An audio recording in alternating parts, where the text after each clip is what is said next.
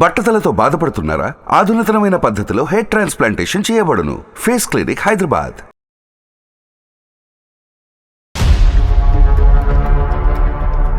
మీరు నమ్మరు మేడం, నేను ఆ వీక్లో ఒక 3 days అయితే అన్నం తినలేదు మేడం.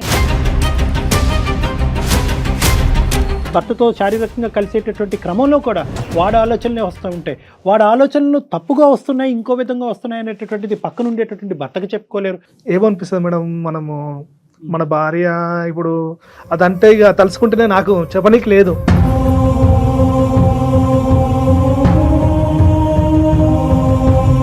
పక్కన మన వాళ్ళు వేరేటోళ్ళు ఎవరైనా తట్టుకోగలుగుతాం. తను నాకు చెప్పుకుంటే నిజంగా అప్పుడు బాగా ఎక్కువ కోపం వచ్చేసి నేను వదిలేసుకోవడానికి ఇట్లా కావచ్చు, నాకు తెలియదు. ఇక వాడు ఏంటంటే ఇద్దరిని పావుల కింద వాడుకున్నాడు. అంటే తనకి ఏ మాత్రం భయం లేకుండా మాట్లాడాడు ఆ రోజు మీతో కూడాను. అసలు ఎవడ్రా నువ్వు? మీకేం సంబంధం ఏ సంబంధం ఉందో లేదో తర్వాత తేల్చుకుందాము. నువ్వు ఎక్కడున్నావు చెప్పు ఫస్ట్. అసలు నువ్వు ఎవడు? అసలు ఏం చేసావు ఈ అమ్మాయితో చిన్నప్పుడు? ఊసలు లెక్క పెట్టలేదు నువ్వు. ఇప్పుడుకొచ్చి మక్కులు ఎరదంటారు.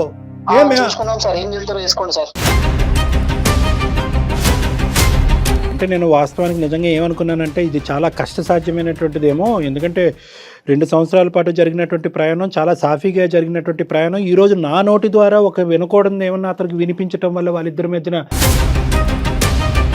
వాడు నీ దగ్గరికి వెళ్ళాడా, నువ్వే వాడి దగ్గరికి వెళ్ళాడు, ఇలా అడిగిన మగాళ్ళు కూడా మా దగ్గర చాలా మంది ఉన్నారు.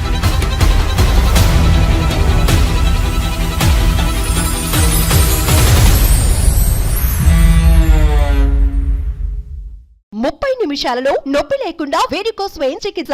అవేస్ హాస్పిటల్, హైదరాబాద్. ఏవిసి హాస్పిటల్ సమర్పించు అందమైన జీవితం కార్యక్రమానికి స్వాగతం. నమస్తే కళ్యాణ్ గారు. కళ్యాణ్ గారు, ఇది ఒక స్పెషల్ ఎపిసోడ్ అండి. ఈరోజు మనము 114 ఎపిసోడ్లో స్రవంతి అనే ఒక అమ్మాయి ఇష్యూని తీసుకున్నాం. మీరు చాలా పర్సనల్గా తీసుకుని అగ్రెసివ్గా ఖచ్చితంగా ఒక న్యాయం జరిగే వరకు నేను ముందుండి పోరాడతాను, దీనికి ఏం చేయాలో అది చేస్తాను. మీకు స్టోరీ గుర్తొచ్చుంటుంది. అన్న నాకు మస్తు భయం వేస్తుంది అన్న, జర ఏమనుకోకుండా నన్ను మా ఇంటి దగ్గర దింపేయండి, లేకుంటే ఎక్కడ ఎక్కించుకున్నారు అక్కడనే దింపేసేయండి అని బతికిలాండి అన్నారు మేడం. ఏ టైం అమ్మా? ఏ టైం అవుతుంది అప్పుడు? నైట్ 8, 9 అవుతుంది మేడం. అయిపోయిన తర్వాత సైలెంట్ గా నేను చెప్పినట్టు చేసినావా బతికి ఇంటికి వెళ్తావు, లేకుంటే మాత్రం నీ పని మామూలుగా ఉండదు చూడు అని తీసుకెళ్లి నన్ను లాక్కెళ్ళి ఇలా అంటే అలా నన్ను పాడు చేసేసారు మేడం.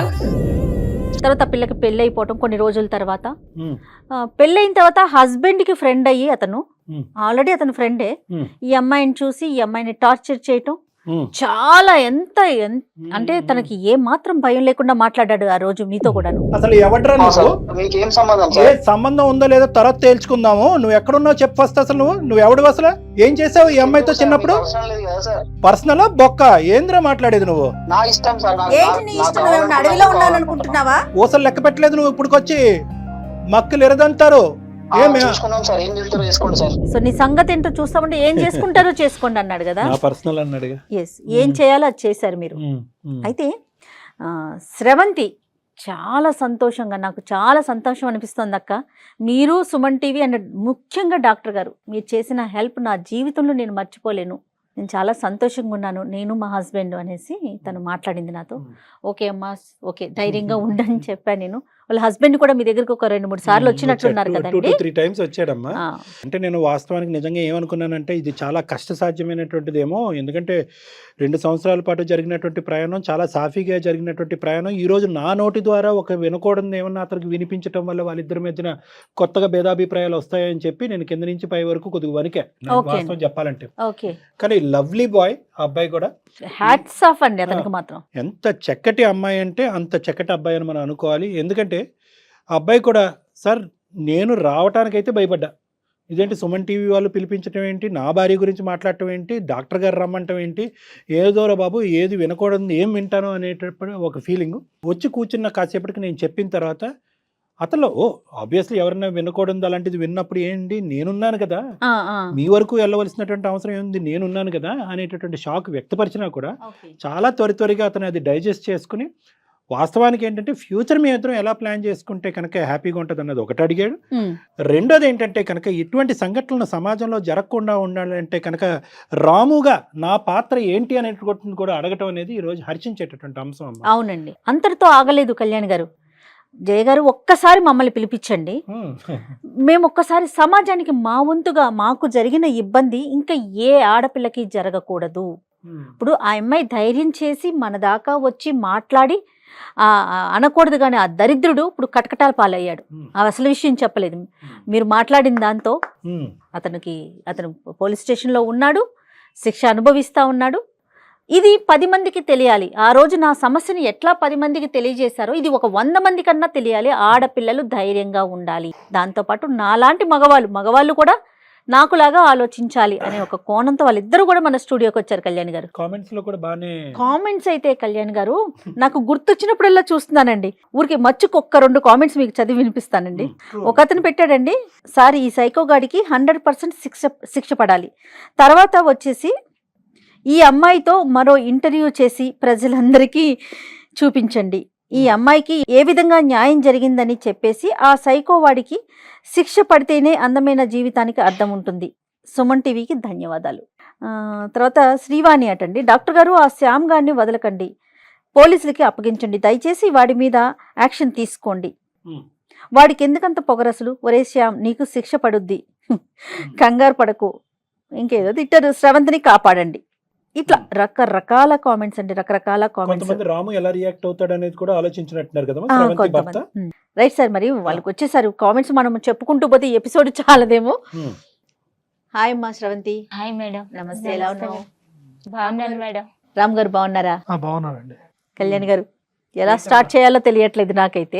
ఇదేంటంటేనమ్మా, ఒకటి ఇక్కడ ఈ ఎపిసోడ్ ఇలాగా, అంటే దీన్ని ఏంటంటే ఒక సక్సెస్ స్టోరీ ఎపిసోడ్ లా మనం మాట్లాడుకుంటే, ఈ ఎపిసోడ్ చేయడానికి 2 కారణాలు ఉన్నాయి, శ్రవంతి అండ్ రాము. మీ ఇద్దరు మా ముందుకు వచ్చినందుకు ధన్యవాదాలు. ఎందుకంటే ఈరోజు మాకు ధన్యవాదాలు చెప్పడం అనే ఉద్దేశంతో మీరు వచ్చినా కూడా ప్రధానంగా మీరు ఇక్కడ ముందుకు రావడానికి ఏంటంటే సామాజిక అవగాహన కొరకు మీరిద్దరూ ఒక ముందడుగు వేశారు కాబట్టి అది చాలా హర్షించేటటువంటి అంశం.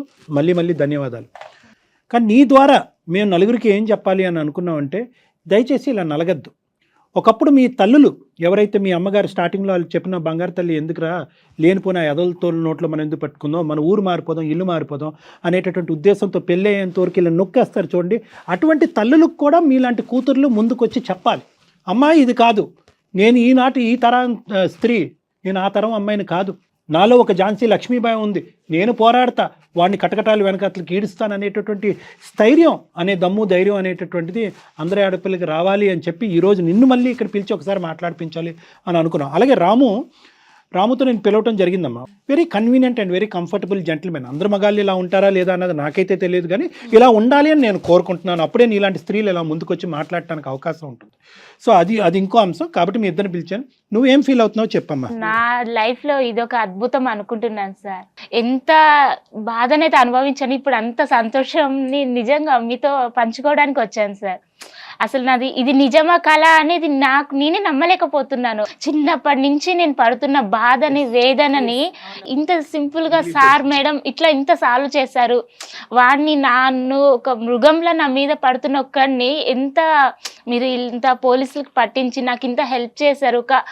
నా తండ్రి అయినా చేశారో లేదో సార్, కానీ మీరు తండ్రి స్థానంలోని నా లైఫ్ ని నిలబెట్టారు సార్. నేను చావా బ్రతుకా అని ఉన్న ఒక్క చిన్న సిచ్యువేషన్ లో మీరు వద్దమ్మా అలాంటి డిసిషన్ తీసుకోవద్దు, నీకు బ్రతుకుంది, నీకు ఇంకా చాలా ఫ్యూచర్ ఉంది అని నన్ను ఎంత చెప్పారు మీరు ఇంటి దగ్గరకు వచ్చి. నేను మీకు ఫోన్ పెట్టేశాక కూడా చాలా ఏడ్చాను మేడం. వాడు ఏమన్నా వస్తాడేమో, మీరు రియాక్ట్ అవుతారా లేదా, మీరు మాట్లాడాక ఎంత వరకు నిజం భయం అయింది మేడం. అసలు అంటే ఒక్క ఫోన్ కాల్ తో మీరు ఇంత రియాక్ట్ అవుతారు అనుకోలేదు. నేను చాలా ఏడ్చాను ఇంట్లో కూర్చుని. అయ్యో మళ్ళీ ఇది మా ఆయనకి తెలిస్తే వాడు వెళ్ళి మా ఆయనకి చెప్పేస్తాడేమో, ఆయన వచ్చి ఎలా నన్ను ఇన్ని రోజులు నిలబెట్టుకున్న నమ్మకం పోతుందేమో, నువ్వు నాకు ఇన్ని రోజులు దాచిపెట్టినవు ఇలాంటి నిజాన్ని, నా దగ్గర ఉన్న నమ్మకం పోగొట్టుకున్నావు అని ఎలా అంటాడని అదొక చాలా మెంటల్ కండిషన్కి వెళ్ళిపోయా. మీరు నమ్మరు మేడం, నేను ఆ వీక్ లో ఒక 3 days అయితే అన్నం తినలేదు మేడం. అంతా ఏడ్చుకుంటా ఉన్నాను. కానీ మీరు ఫోన్ చేశాక ఒక్క 1 hour విత్ ఇన్ 1 hour లోనే ఎంత రెస్పాన్స్ అయ్యారు, నాకు లైఫ్ మళ్ళీ తిరిగి ఇచ్చేసారు మేడం. పూర్తిగా డాక్టర్ గారి చొరవేనమ్మా. నేను నమ్మలేకపోయాను మేడం. మీరు వచ్చి డోర్ కొడుతుంటే కూడా నాకు భయం, చేతులు కాళ్ళు వణికిపోతున్నాయి. లోపలికి వెళ్ళి దాక్కునే అంతా వెళ్ళిపోయాను మేడం. మేము సుమన్ టీవీ నుంచి వచ్చాం అనగానే నాకు అసలు ఎక్కడలేని రెక్కలు వచ్చేసినట్టు అనిపించింది. మేమే అనుకున్నామమ్మా, లేదంటే శ్యామ్ గారు సుమన్ టీవీ అని చెప్పుకుని వచ్చాడు అనుకున్నావా? ఆ భయం వేస్తుందా? అంటే భయం వేసింది సార్. ఫస్ట్ డోర్ కొట్టగానే అసలు చేతులు కాళ్ళు వణికిపోయాయి.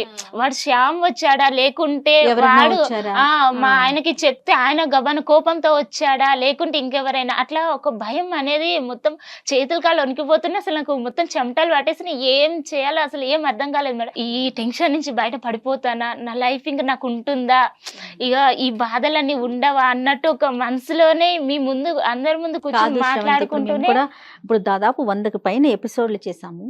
ప్రతి చోట కూడా డాక్టర్ గారు చెప్తారు, ఆడపిల్లలు ముందుకు రావాలి, భర్తలు చేసే తప్పులు కానీ వాళ్ళు పడే ఇబ్బందులు కానీ ముందుకొచ్చి మాట్లాడండి అమ్మా, మీరు ఫస్టే మాట్లాడితే సమస్య ఇంత దాకా రాదని దాదాపుగా ప్రతి 2 ఎపిసోడ్లో ఒక ఎపిసోడ్ ఆయన అదే మాట చెప్తూ ఉంటారు. అంటే ఇక్కడ ఏంటంటేనమ్మా శ్రవంతి, ఇక్కడ చిన్న ట్విస్ట్ ఏమైందంటే, నీకు ఎందుకు ఇంకా సందిగ్ధ పరిస్థితులు వెళ్ళిపోయిందంటే, చాలా మంది ఆడపిల్లలు ఇది ఉండదమ్మా, నీకు జరగటం వల్ల ఇది నువ్వు బయటకు వచ్చావు. నీది ఫేజ్ 2 సెకండ్ ఎపిసోడ్ ఇది నీకు మొదలైంది. ఆడప్పుడు అలా చేసిన వాడు మళ్ళీ మీ భర్త యొక్క ఫ్రెండ్ రూపాన్న మీ ఇంట్లోకి రావటం అనేటటువంటిది నరకం. అది నువ్వు చూసి చాలామంది ఆడపిల్లలు ఏంటంటే ఇటువంటి సంఘటనలు జరుగుతాయి, సరే ఏదో అయిపోయింది అనేటటువంటి దాంతో క్లోజ్ చేసి పెళ్లి చేసేసుకుని జీవితంలో ముందుకు వెళ్ళిపోతారు. ముందుకెళ్ళినా కళ్యాణ్ గారు అప్పుడప్పుడు గుర్తొస్తుంది కదండి PTSD వస్తుంది. అంటే PTSD అంటే ఏంటంటే పోస్ట్ ట్రామాటిక్ స్ట్రెస్ డిసార్డర్ అని వస్తూ ఉంటాయి అనమాట.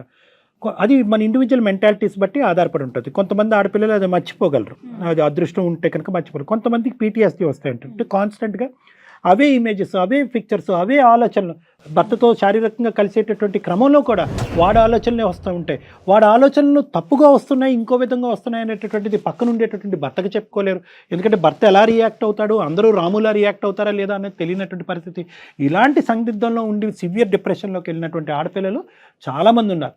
నువ్వు కూడా మా దగ్గరకు వచ్చి ఉండేదాన్ని కాదు. వాడు సెకండ్ ఫేజ్ లో వచ్చి రాము స్నేహితుడుగా వచ్చి మీ ఇంట్లో మళ్ళీ దూరి నిన్ను థ్రెట్ చేయకపోతే నువ్వు మా దగ్గరికి ఎందుకు వస్తావు? కథ ఎప్పుడో కంచికి చేరింది కదా, ఇప్పుడు ఎందుకు ఆ గొడవని మర్చిపోయి ఉండేదాన్ని. నేనేమంటున్నానంటే, స్రవంతిలాగా జీవితంలోకి సెకండ్ టైం శ్యామ్ అనే వ్యక్తులు ఎంటర్ అయినప్పుడు ఇలా రావటం కాదు, ఫస్ట్ టైం ఎంటర్ అయినప్పుడే తేల్చుకోండి. అప్పుడు తేల్చుకోలేకపోతే త్వరలో అన్న తేల్చుకోండి. ఎందుకంటే ఇది కేవలం మీ జీవితానికి సంబంధించినటువంటిది కాదు. మీలాంటి ఆడపిల్లలు ఎంతో మందికి మీరు ప్రాణం పోసినటువంటి వాళ్ళు అవుతారు. కాబట్టి ఆ విధంగా అందరూ ఆడపిల్లలు, నా గురించి కాదు, నా గురించి అనుకుంటే ఏమనుకుంటారు, నాకు పెళ్ళి అవ్వాలి, మా అమ్మ పరువు, మా కుటుంబ సభ్యులు ఏదో అనుకుంటారు. ఈ విధంగా మనం కప్పేసుకుంటాం. కాదు, నాలాంటి ఆడపిల్లలు అక్కడి వరకు మానభంగం చేశాడా, లేదంటే మానభంగం చేసి ఎంతమందిని ప్రాణాలు తీశాడో ఆ ఎదవ అనేటటువంటి ఆలోచనతో మీలాంటి ఆడపిల్లలు ముందుకు వస్తే కనుక, సమైక్యంగా ముందుకు వస్తే కనుక, అమ్మని నాన్నని భర్తని అందరినీ పక్కన పెట్టి ముందుకు వస్తే కనుక గోప్యంగా మీ ఇష్యూ రిజాల్వ్ అవుతుంది. అలాంటి వాళ్ళకి శిక్ష పడుతుంది. అలాంటి వాళ్ళకి శిక్ష పడిందని 10 పేపర్లో ఇలాంటి న్యూస్ ఛానల్లో వస్తుంది.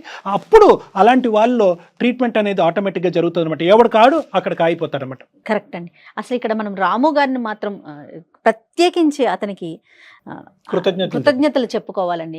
రాము గారు, అసలు మీకు అంటే ఎప్పుడు తెలిసింది, మీ రియాక్షన్ అసలు ఏ విధంగా ఉందండి? అంటే నాకంటే నేను జాబ్ చేస్తున్నాను, చేసేటప్పుడు సడన్ గా ఫోన్ వచ్చింది. ఎవరో ఫోన్ అని లేపితే నేను సుమన్ టీవీ నుంచి అన్నారు. సుమన్ టీవీ నుంచి నాకెందుకు ఫోన్ చేస్తారు మీరంటే, ఇట్లా సారు కలవమన్నారు, డాక్టర్ గారు కలవమన్నారు మిమ్మల్ని.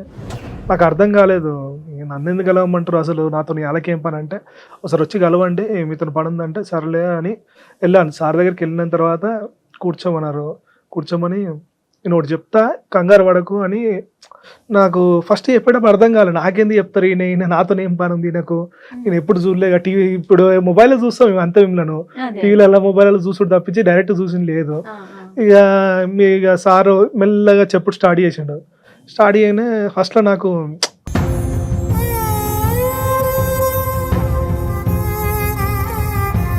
ఏమనిపిస్తుంది మేడం, మనము మన భార్య ఇప్పుడు అదంటే ఇక తలుచుకుంటేనే నాకు చెప్పనీకి లేదు.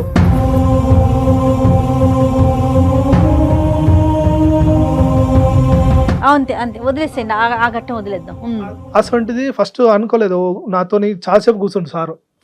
ఆయన సారు చెప్తున్న కొద్దీ నాకు ఇక అప్పుడు అనిపిస్తుంది, కరెక్టే జరిగిపోయింది, దాని గురించి మనం ఎందుకు ఆలోచించాలి, ఇప్పుడు నా పరిస్థితి వేరుంది, నాకు పిల్ల ఉంది, నాకు పాప ఉంది, నా పాపతో నేను సంతోషంగా ఉన్నా, నేను ఇట్లున్నా కదా, ఇట్లా బతుకుతా కదా అని చెప్తే, సరే నీకు ఒక్కసారికి అయిపోదు, ఇంకా 2 సార్లు 2-3 సార్లు నీకు చెప్తాను, అప్పుడు బాగా తెలుస్తుంది అన్నారు. సరే 2-3 సార్లు అన్నారు కదా అని చెప్పి 2-3 సార్లు వెళ్తే, అప్పుడు ఇంకా ఫస్ట్లో అంత డౌట్ ఉంది, నాకు డౌట్ లేదని చెప్పాను ఫస్ట్ సెక్షన్లో.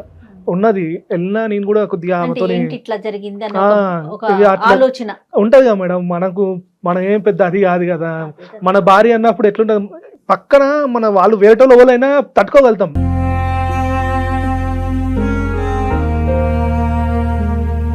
సొంత భార్య అనేసరికి తట్టుకోలేం. కరెక్ట్. దాని గురించి నేను ఆలోచించకుండా తనతో కూడా మాట్లాడలే.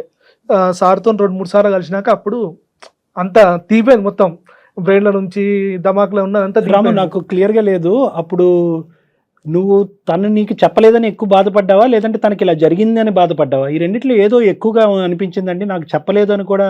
అవును సార్, ఎందుకంటే పెళ్ళైన కొన్ని రోజుల వరకు మేము గెలవలేదు సార్. తను నాతో కూడా సరిగ్గా లేదు. నేను మా అత్తమ్మని అడిగిన, ఏంది అత్తమ్మ మరి పెళ్ళయింది, ఆ పాప ఏమో మాతో వస్తలే అంటే, ఇక చిన్నపిల్లగా అయ్యా జర చూసుకో, నువ్వు అడ్జస్ట్ చేసుకో అన్నది. ఇక నేను కూడా తనకు నాకు ఏజ్ గ్యాప్ ఉంది, సర్లే అడ్జస్ట్ అవుదామని చెప్పి ఉన్నాను. తర్వాత మేము మంచిగా క్లోజ్ అయినాం. ఇక కాలం గడుస్తున్న కొద్దీ తను నాకు బాగా కనెక్ట్ అయిపోయినాం, ఇద్దరం కనెక్ట్ అయిపోయినాం. మాకు పాప హ్యాపీగా ఉంది. నాకు సంతోషం ఎక్కువ అయిపోయింది. అంటే తను ప్రతి విషయం నాతో చెప్పేది. ఇక ఈ విషయం నాకెందుకు చెప్పలే అంటే, ఇక ఫస్ట్ బాధ అనిపించింది, చాలా బాధ అనిపించింది, కోపం కూడా వచ్చింది. చెప్పాలి కదా, అంటే మీరు ఎవరో సార్, మీరు అవునండి. అంతే అంతే కదా. మీరు ఎవరికో చెప్పింది నాకెందుకు చెప్పలే అనిపించింది. మీరు మాట్లాడుతూ అప్పుడు అర్థమైంది, కరెక్టేలే. తను నాకు చెప్పుంటే నిజంగా అప్పుడు బాగా ఎక్కువ కోపం వచ్చేసి నేను వదిలేసుకోవడానికి ఇట్లా కావచ్చు, నాకు తెలియదు. ఇక ఎందుకంటే తను చెప్పడం వల్ల మనకు ఒకటేసారి ఏమైపోతుందంటే ఇక వేరే ఆలోచనలు వస్తాయి కదా సార్, సడన్ ఉన్నది. ఇక మీరు చెప్తున్న కొద్దీ, మీరు చెప్పే విధానము, మీరు నాకు విడవరిచిన విధానం అన్ని చూస్తుండే నాకు అప్పుడు కన్విన్స్ అయిపోయినా నేను. అంటే రాము, ఏమైందంటే తను చెప్పకపోవటానికి కారణం అది ఇంతకుముందు మనం సెషన్స్లో కూడా డిస్కస్ చేసుకున్నాం. తనకి చెప్పకపోవటానికి ప్రధానమైనటువంటి 2 కారణాలు ఉన్నాయి. ఒకటి ఏంటంటే కనుక తల్లి, ప్రధానమైనటువంటి వ్యక్తి, ఎవరైతే చిన్నప్పుడు తను చెప్పాలి అనుకున్న ఒక కాన్ఫిడెన్స్తో ముందుకెళ్ళేటటువంటి ఒక వ్యక్తి ఒక ఆడపిల్లకి తన జీవితంలో ఉందంటే తల్లి. ఆ తల్లికి చెప్పినప్పుడు తల్లి ఏం చేసింది, వద్దులే అమ్మ, తీయమ్మ, పక్కన పెట్టమ్మా, మనం చెప్పుకున్న కారణాలకు పక్కన పెట్టింది. ఈరోజు 2 సంవత్సరాల పాటు ప్రయాణం చేసినటువంటి భర్త ఏ స్థాయిలో అర్థం చేసుకుంటాడు? ప్రధానంగా ఒక ఆడపిల్లకు ఉండేటటువంటి భయం అదే.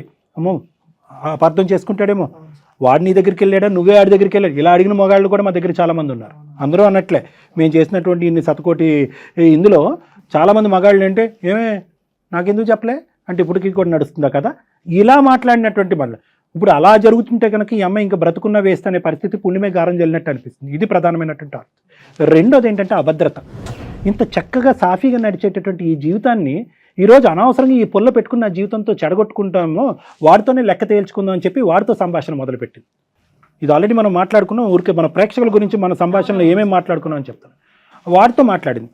వాడు ఏంటంటే ఈ అమ్మాయి అడుక్కోవటం మొదలుపెట్టింది. అరే నేను లోపలేస్తాను రా, మక్కలు ఎరగదంతాను, కాళ్ళు చేతులు ఎరగొడతాను, నా భర్తకు చెప్పి నీ మెడకు వస్తా అని అన్నంటే అతను బెదిరించడం కూడా అదే కదా కళ్యాణ్ గారు. డాక్టర్ గారు, ఇప్పుడు అతను ఏం చెప్తున్నాడు, మాట్లాడితే నువ్వు ఏం చేస్తావు, మళ్ళీ నా దగ్గరకు వస్తావా, నీ భర్తకు చెప్పమంటావా? తన మాటలు కూడా పదే ఇవే ఉన్నాయి రాము. దాంతో ఆ అమ్మాయి పాపం భయపడిపోయింది. మీకు చెప్తే ఏమవుతుందో, చెప్పకపోతే ఏమవుతుందో ఆ సందిగ్ధంలోకి వెళ్ళిపోయింది కదా కళ్యాణ్ గారు. వాస్తవానికి ఏంటంటే ఆ అమ్మాయి అసలైన నరకం ఎప్పుడు చూసిందో తెలుసా రాము? మేము ఫోన్ కాల్ పెట్టేసి కట్ చేసినప్పుడు ఆ అమ్మాయికి ఒక 2 to 3 hours మధ్యలో గ్యాప్ వచ్చింది, 1.5 hour గ్యాప్ ఎంతో అనుకుంటా. ఆ టైంలో ఎవడొచ్చి ముందు తలుపు కొడతాడు? పోలీసులు కొడతారా, శ్యామ్ గారు కొడతాడా, మీరు కొడతారా, సుమన్ టీవీ వాళ్ళు కొడతారా?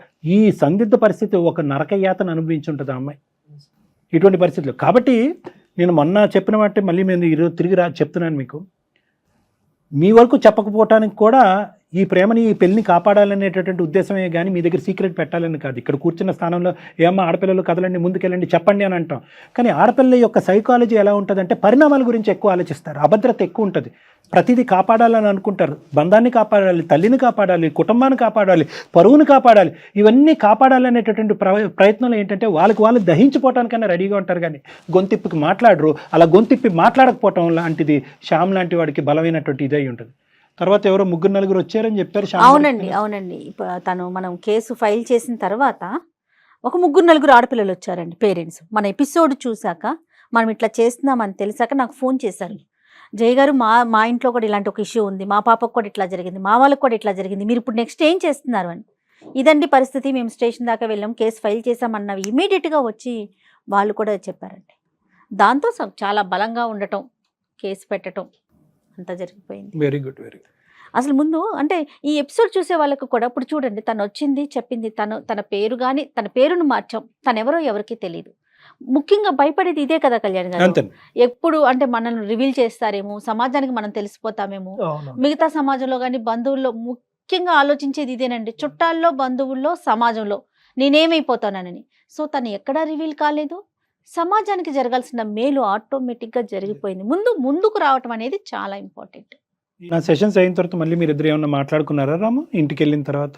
అంటే ఏమని అడిగా ఫస్ట్ క్వశ్చన్, తను ఏమని అడిగా? నేను ఇక అంటే ఆ విషయం తీయొద్దని మీరు చెప్పారు. అసలు విషయాలు మళ్ళీ మాట్లాడుకోకండి, సూపర్ అండి, సూపర్. చెడు విషయాలు అవి ఎందుకు అంటే ఇక గతం నేను అప్పటి గత. నుంచి ఇక మానేసినాను. అవి మానేయకుండా ఇక మేము మళ్ళీ సినిమా పోడు. కానీ తిని స్రవంతికి తెలుసు కదా మీరు నా దగ్గరికి వచ్చాను, స్రవంతి ఏం అడగలేదా? అంటే ఒక్కసారి సార్ ఫస్ట్ వచ్చారు, వచ్చి నువ్వు నా దగ్గర ఏమైనా దాచిపెట్టావా అని అడిగారు.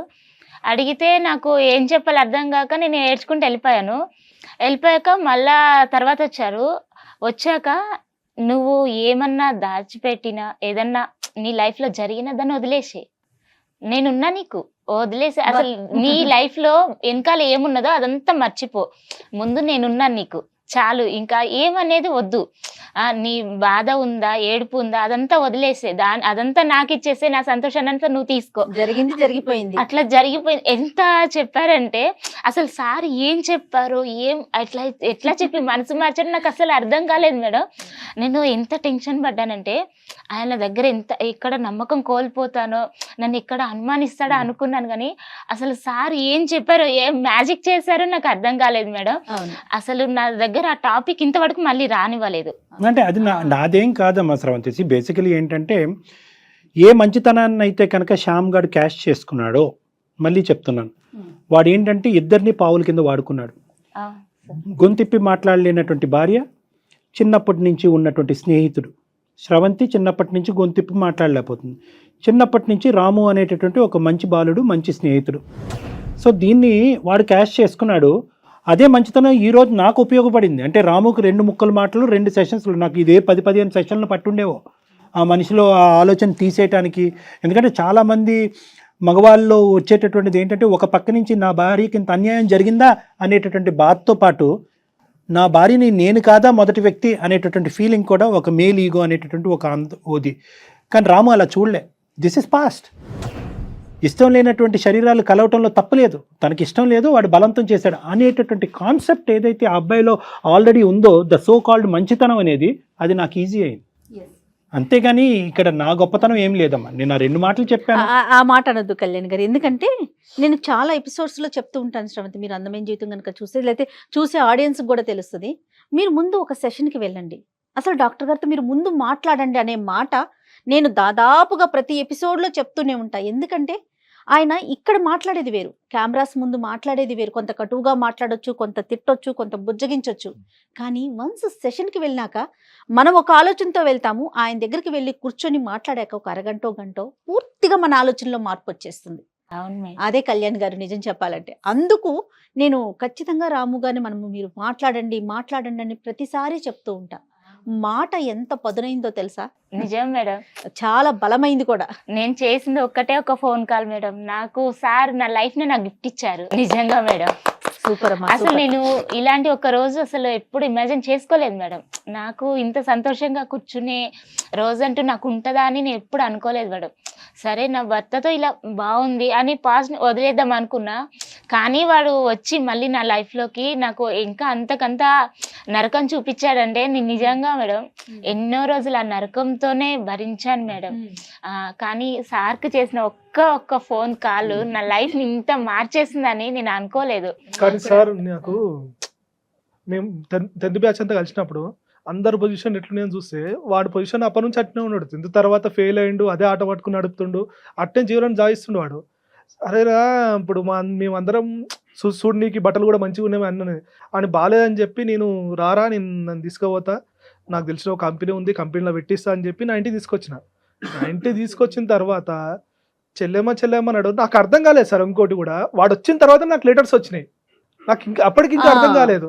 కరెక్ట్ అండి. వాడు అంత ముందుకు నాకు ఈ జరిగిన ఇంత పెళ్ళి నాకు పిల్లలు పుట్టిన ఇప్పుడు ఏం రాలేదు, వాడు వచ్చిన తర్వాత లెటర్స్ వచ్చినాయి కూడా. అప్పటికి కూడా నాకేం అర్థం కాలేదు. నేను కూడా మళ్ళీ వెళ్ళి ఆడికే చెప్పిన, నేను అరే ఎందుకంటే వాడి సలహా తీసుకున్నావు వాడి దగ్గర తీసుకున్నాం మళ్ళీ ఇక నేను వాడి దగ్గర అడిగితే వాడు చెప్పింది వాడేమో మళ్ళా నెగిటివ్ ఒక నెక్కిచ్చింది నాకు. అప్పటికి కూడా అర్థం కాలేదు వీడు చెప్తుంది కరెక్టే అని నేను అనుకున్నా. ఇక మీరు చెప్పినాక నాకు అసలు మనుషులను నమ్మాలా వద్దా, అమ్మ ఏం రాబోయ్ ఆనికి మంచి ఏనికి పోతే వాడు నల్లేను మళ్ళీ నాకే ఎసరు పెట్టిండు. అప్పుడంటే తెలియకుండా జరిగింది అనుకోవచ్చు. ఇప్పుడు నా పిల్లమని తెలిసినాక కూడా మళ్ళీ దాన్ని కూడా పడుతుందంటే ఇక నాకు ఎంత కోపం వస్తుందంటే, ఇప్పుడు వాని పేరు అందుకే చెప్తలేను, వాని పేరు కూడా చెప్పాలంటే కూడా నాకు కోపం ఉంది. ఇప్పుడు నా ఇంటికి చాలా మంది నా ఫ్రెండ్స్ వచ్చారు పెళ్ళైనాక, వాళ్ళ ఫ్యామిలీస్ వచ్చినాయి, అన్ని వచ్చిపోయారు. తను అప్పట్లో మంచిగా ఉండేది, ఈడు వచ్చిపోయిన తర్వాతనే మీరు అప్పుడు చెప్పిన తర్వాత అన్ని నేను తెచ్చుకుంటున్నా. అప్పటి నుంచి తను డల్ అయిపోవడం స్టార్ట్ అయింది. అరే ఎందుకు అవుతుంది ఇట్లా, ఏమైంది మళ్ళీ పిల్లకు గిట్ల ఎందుకు అవుతుంది నాకు అర్థం అవుతలేదు అని నాలో నేనే అనుకున్నా. ఇక 2 సార్లు అడిగినా ఉండవటలేక, లెటర్లు వచ్చినాయి కదా, లెటర్లు వచ్చినప్పుడు ఏమైనా దాస్తున్నాను నా దగ్గర, ఇంకేమైనా ఉందా విషయం చెప్పు జరా అని అన్నా. ఇక అప్పటికి ఆమె ఏం చెప్పలేదు. ఇక మీరు చెప్పినాక అప్పుడు నాకు అన్ని క్లారిటీ వచ్చింది, మొత్తం ఏం జరిగింది ఎట్లా జరిగింది ఇవన్నీ క్లారిటీ వచ్చినాయి. అందుకే సార్ ఇక ఈ మధ్యన మంచి చేయనికి పోతే చెడెదిరినట్టు, ఇక ఓన్కో సాయం చేయనికి పోతే వాడే నా ఇంట్లో ఎసరు పెట్టుడు. ఇక నాకు ఇది నచ్చక అసలు ఇప్పుడు కొందరితో మాట్లాడాలంటే కూడా మాట్లాడబుద్ధి అవుతలేదు. అట్లా ఏం కాదండి, అందరూ ఇప్పుడు మీలాంటి మంచోళ్ళు లేరు అంతే, అందరూ ఒకలాగా ఉండరు, అందరూ అంటే అంతే కదా కళ్యాణ్ గారు. మంచి ఉంటుంది చెడు ఉంటుంది, మనం అర్థం చేసుకొని ముందుకు వెళ్తూ ఉండటమే. మా మెసేజ్ కంటే శ్రవంతి, నువ్వు సమాజానికి, మన సుమన్ టీవీ ప్రేక్షకులు కావనియండి అందరికీ కూడా ఏ మెసేజ్ ఇవ్వాలి అని అనుకుంటున్నావు అమ్మా? ఒక ఆడపిల్ల ఇలా నలిగిపోయే పరిస్థితి దాకా వస్తే అంత కష్టం పడే కన్నా వెళ్ళి పోలీస్ స్టేషన్ లో కంప్లైంట్ ఇవ్వడమో, లేదంటే ఇప్పుడు ఉన్నారు కదా అట్లా అందరికి చెప్పడమో ఏదో ఒకటి, కానీ బయటికి రావాలి మేడం, బయటికి రావాలి, నలిగిపోకూడదు. అది నరకం మేడం, నేను చూసాను, అది నరకం. కానీ బయటికి వచ్చి చెప్తే మేడం ఏదో ఒకటి తేలిపోతుంది, బ్రతుకా కాదని. కానీ అటు ఇటు కాకుండా ఆ నరకంలో ఉండడం మాత్రం అసలు భరించలేంది మేడం. అందుకని నేను చెప్తాను రాము ప్లీజ్. ప్రతి ఆడపిల్ల బయటకు వచ్చి చెప్పాలంటే ఫస్ట్ ఇంట్లో మొగుడైనా తండ్రి అయినా అన్న అయినా అలా ఆడపిల్లలకు ధైర్యం ఇవ్వాలి. మీరు ఏంటంటే మీకు ఏం జరిగినా ఫస్ట్ మాకు చెప్పుకోరు అన్నట్టు ధైర్యం ఇవ్వాలి. కండిషన్లు పెట్టదు. కండిషన్లు దేనికి పెట్టాలి? కొన్నిటికి పెట్టాలి, అన్నిటికి కండిషన్లు పెట్టాల్సిన అవసరం లేదు. ఇప్పుడున్న సమాజంలో అన్నిటికీ కండిషన్ పెట్టుకుని బతకాల్సిన అవసరం లేదు. ఇప్పుడు నా భార్య ఉంది, నేను అంత స్వేచ్ఛ ఇస్తేనే కదా తను నాతో చెప్పగలుగుతుంది. అంతే అబ్సల్యూట్లీ. అప్పుడు చిన్నప్పుడు వాళ్ళ నాన్న ఇచ్చింటే అప్పుడు అక్కడే అప్పుడు వాళ్ళ నాన్న ఇచ్చిన వాళ్ళ తమ్మునితోనైనా ఎవరితోనైనా చెప్పగలుగుతుండే. మొగోడు సపోర్ట్ ఇస్తేనే ఆడది ఏడికైనా బయటకు వస్తుంది. మొగోడు సపోర్ట్ లేకపోతే ఆడవాళ్ళు ఏడి పోలేరు, ఏం చెప్పుకోలేరు. ఇట్నే గిసొంటి వాళ్ళు భయపెట్టే వాళ్ళ దగ్గరికి పోతూనే ఉంటారు, అవుతుందో ఏదో అన్నీ అవుతాయి, ఎన్నో పనులు అవుతాయి. వేరేటోని భయపడొద్దంటే ముందు మనం ధైర్యం ఇవ్వాలి. మన ఇంట్లో మొగోడు అన్నోడు ఎవ్వడైనా సరే, తండ్రి అయినా కొడుకు అయినా నాన్న అయినా తమ్ముడు అయినా సరే, వాళ్ళ ఇంట్లో ఆడలకు ధైర్యం ఇస్తే రైట్ స్వేచ్ఛ ఎక్కడైనా బతకాలి. మీరు ఏదైనా చెప్పండి, ఏదైనా చేయండి, పర్లేదు, ధైర్యంగా చెప్పి చేస్తే ఇంకా బెటర్. ఇంకా తనకు అండ ఉన్నా అంటే ఇప్పుడు వచ్చి అన్నా కూడా నా మొగుడు నా వెనకాల ధైర్యం ఉంటే నాకు చెప్తా, లేదా ఆయన కొట్టే అంత శక్తి కూడా వస్తుంది. Very good message Ramu, thank you very much. Excellent, very much, thank you very much Ravanthi. చాలా సంతోషం అనిపిస్తుందమ్మా. జరిగింది ఇంకా అయిపోయింది. ఇప్పుడు కూడా మీరు సమాజానికి తెలియాలి, మిమ్మల్ని చూసి ధైర్యం రావాలనే ఉద్దేశంతోనే మీ ఇద్దరిని పిలవటం జరిగింది. చక్కగా జరిగింది ఏదో జరిగింది వదిలేసి సంతోషంగా ఉంటున్నారు, ఇంకా హ్యాపీగా ఉండండి. చాలా thank you madam. Thank you so much. నమస్తే అమ్మా. నమస్తే అండి రాము గారు. 30 నిమిషాలలో నొప్పి లేకుండా వేడికోస్ వెయిన్ చికిత్స అవేస్ హాస్పిటల్, హైదరాబాద్.